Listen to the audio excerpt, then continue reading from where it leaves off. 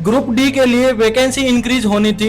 Sir जिसे course भेजने थे उसने कोर्स भेज दिए। सर एक दिन से कुछ नहीं होता ना, अगर होना होता तो अब तक वैकेंसी बढ़ जाती। आप बात कर रहे हैं वैकेंसी बढ़ाने की, एएलपी का नोटिफिकेशन आना था दोबारा से, वो आया नहीं कि भाई हम लोग आईटीआई लागू करेंगे, तभी तो बच्चों ने पैसे लगा के आईटीआई की है। तो ना बोलते वो ना करते। इतना बड़ा फिजिकल प्रोटेस्ट मुझे नहीं लगता कहीं हुआ होगा जहाँ पे एक बच्चे की जान भी गई। बिहार में एक इंटर लेवल एग्जाम डेट को लेके भी कुछ बवाल चल रहा है इस टाइम देखने 3 साल पहले वैकेंसी आई थी, अब तक एग्जाम डेट नहीं है।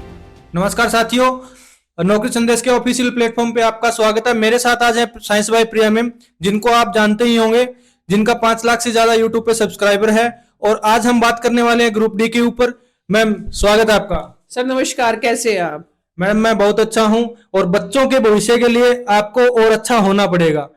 ग्रुप डी के लिए वैकेंसी इंक्रीज होनी थी, उस मुद्दे पे आज कोई नहीं बोल रहा। इसका क्या कारण है और क्या होने वाला है आने वाले भविष्य में इसके लिए? देखिए सर, जिसे कोर्स भेजने थे उसने कोर्स भेज दिए, ठीक है। अब चाहे वैकेंसी आए ना आए फर्क नहीं पड़ता। बहुत लोग हैं जो राजा बन के बैठे हुए हैं, लेकिन वैकेंसी के लिए कोई नहीं बोल रहा। लेकिन मुझे ऐसा लगता है कि सिर्फ एक दिन जो है, सिर्फ एक दिन ट्रेंड हुआ कि भाई 1 लाख वैकेंसी दो। क्या दिखावा था वो एक दिन का? सर एक दिन से कुछ नहीं होता ना, अगर होना होता तो अब तक वैकेंसी बढ़ जाती। और अब तो देखो फॉर्म की लास्ट डेट आ चुकी है। अब अगर अब भी हम दोबारा से मांग नहीं करेंगे तो फिर सर वो वैकेंसी 30,000 की 30,000 ऐसी रह जाएगी। और दूसरी बात ये है जो मैं मेन इंपॉर्टेंट बात कहना चाहती हूँ, आप बात कर रहे हैं वैकेंसी बढ़ाने की, एएलपी का नोटिफिकेशन आना था दोबारा से, वो आया नहीं। ये वादा कर रहे हैं कि वैकेंसी हर साल आएगी, तो हर साल के हिसाब से एएलपी का जो वैकेंसी था वो आ चुका था 2019 में। 2019 में सर, अभी पिछले साल 2024 में। तो 2025 की जनवरी में आपका जो नोटिफिकेशन था वो एलपी का दोबारा आना था, क्योंकि वादा किया इन्होंने कि भाई हम लोग वैकेंसी कम इसलिए दे रहे हैं, हम लोग हर साल देंगे। तो एएलपी का जो वैकेंसी है वो नहीं आया, मतलब नोटिफिकेशन नहीं आया। तो इससे कैसे हम ये मान ले कि आप हर साल वैकेंसी दोगे? बिल्कुल। और पिछले 4-5 साल से आपने वैकेंसी ग्रुप डी की बिल्कुल ही नहीं दी है। और उसके अंदर इतनी चीजें डाल रखी है कि वो अपने आप में एक बहुत बड़ा मुद्दा बना हुआ है ग्रुप डी का। सबसे पहली बात तो आईटीआई लागू होने की बात की गई थी कि चलो बिल्कुल की गई थी, 2019 में आई थी। 2019 के बाद अब तक कोई भी आईटीआई की भर्ती नहीं है। सर एएलपी के अंदर है कुछ ऐसे पद, लेकिन बाकी बात यह है कि आपने कहा था कि हम आईटीआई लेंगे और उसके बाद बच्चों ने आईटीआई कर ली। या तो आप वैकेंसी इतनी दो कि चलो कम से कम 15 से 20 लाख बच्चों ने आईटीआई की है 2019 के बाद। क्या उनका कोई भविष्य नहीं है अभी? सर भविष्य तो बस एएलपी तक टिका है, वरना ग्रुप डी के अंदर भी उन्हें बहुत सारी सीट्स मिल सकती थी। लेकिन ग्रुप डी में भी उनको मौका नहीं मिला।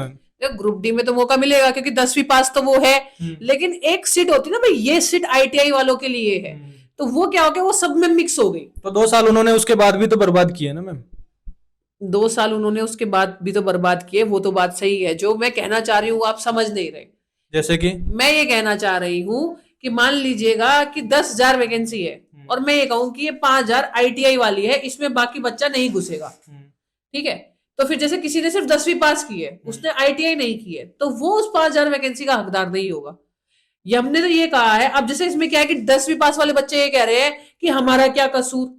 पिछली बार ग्रुप डी वालों ने ये बोला था कि भाई हम लोग आईटीआई लागू करेंगे, तभी तो बच्चों ने पैसे लगा के आईटीआई की है। तो ना बोलते वो ना करते। अब आपने बोला है तो आपको अपनी बात पूरी करनी पड़ेगी, पहली बात तो ये है। और अगर आपके पास कोई सोल्यूशन नहीं है तो फिर वैकेंसी को 50-50% में बांटो। 10वीं पास वाले 50%, 10 और आईटीआई वाले 50%। बिल्कुल। और दूसरी बात, वैकेंसी 1 लाख दो। ये 2 मुद्दे होने चाहिए भाई, 50-50 बांटो वैकेंसी को और वैकेंसी 1 लाख हो, तब तो उद्धार होगा। नहीं तो कुत्ता बिल्ली की तरह लड़ते रहो, ठीक है। मेरे यहाँ बात करने से भी कुछ नहीं होगा, आपके मतलब आप भी कमेंट सेक्शन में कुछ से कुछ बोलोगे, उससे कुछ नहीं होगा। कोई टीचर कुछ भी बोले, ये 2 चीजें होनी चाहिए और उसके लिए दोबारा से ट्विटर ट्रेंड करवाना पड़ेगा।